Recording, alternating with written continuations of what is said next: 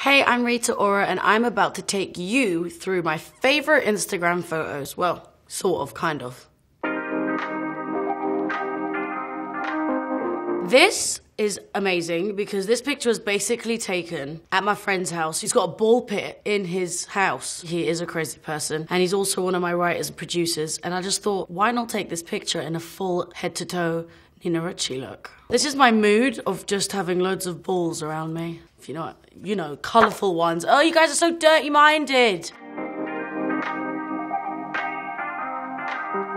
This was a moment I'll never forget. For anybody that knows me, they know I love my Mary J. Blige. I remember a time where I was in a studio and working and she was next door, and I obviously told the whole studio that I was obsessed with her apart from her. So someone really was my angel because they convinced her to come and say hi to me next door, and I completely lost my shit. She walked in and I completely just went, because I love her, vocally, everything. She was a big, big part of me getting into music. So this is us at the Met Gala. I think I don't even know what year this is. I think this was last year, but look, me and Mary J. Blige, mama, I made it! This picture is me doing promo for 50 Shades in Paris. So I thought, we're in a coffee shop. I'm obviously wearing a major outfit because I love my looks. And yeah, this is basically me sipping tea.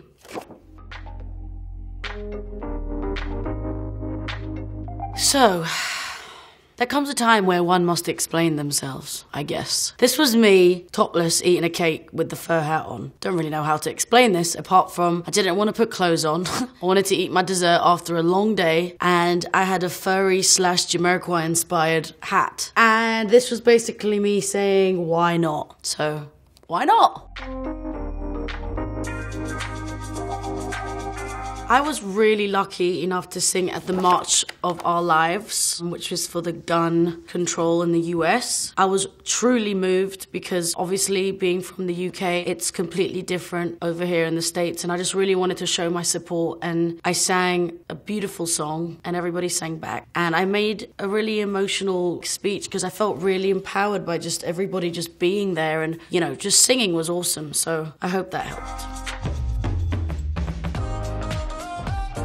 Here's an amazing moment where we were filming a scene, me and Dakota, through the forests of Whistler. It was lovely because we had a moment where we were just looking out at the view, and I just thought, I love you, Dakota, because I really was nervous about this movie and she really helped me through it. And it was kind of like a moment of clarity / should we be best friends?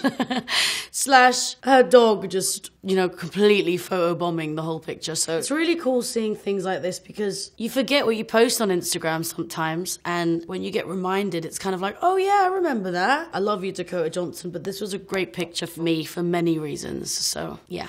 Mwah. Here's a picture of me and my mum on Christmas, and what's funny actually, because in this present here is a book of 50 Shades of Grey. I don't know how many Christmases ago this was, but I love my mummy, and it was nice to just have a little moment. Here's a picture of me and my dad and my sister, obviously being in every picture because we did everything together. I think this picture really self-explains everything. Me wanting attention and my sister not getting any. Poor thing. Poor thing. I mean, I don't know if I really have to explain this. She's an icon. This is Donatella Versace, people. Hello! This is somebody who asked me to go to the fashion awards with them, and I not only wore Versace, I also performed Gianni Versace's one of his favorite song, Freedom, at this award show. And it was an important night for me because, one, I love Freedom, George Michael, and two, I got to sit next to the Queen, which is Donatella Versace. I just wanted to know everything about Donatella because she has got the best story in the world. I think that everybody should bow down to Donatella.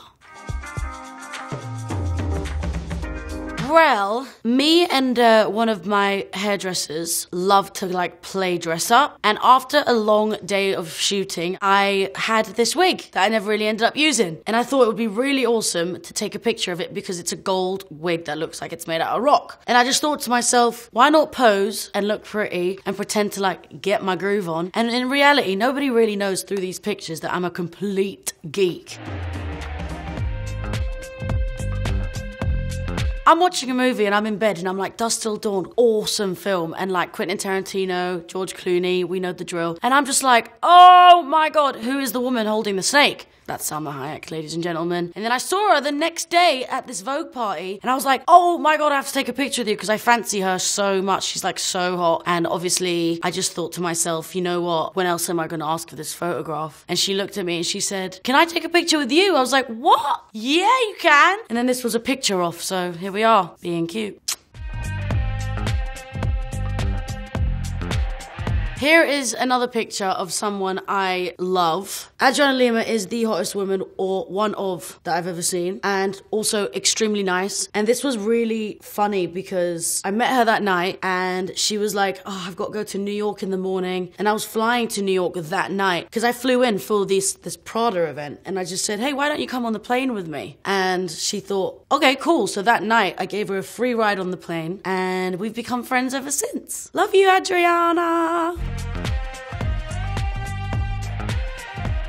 This is me and my cute little dog Cher, who probably hates my guts because I haven't seen her in about 3 months. I know, I'm such a bad parent. But this was us at our better times. Oh, love you. Can't even see her in this picture.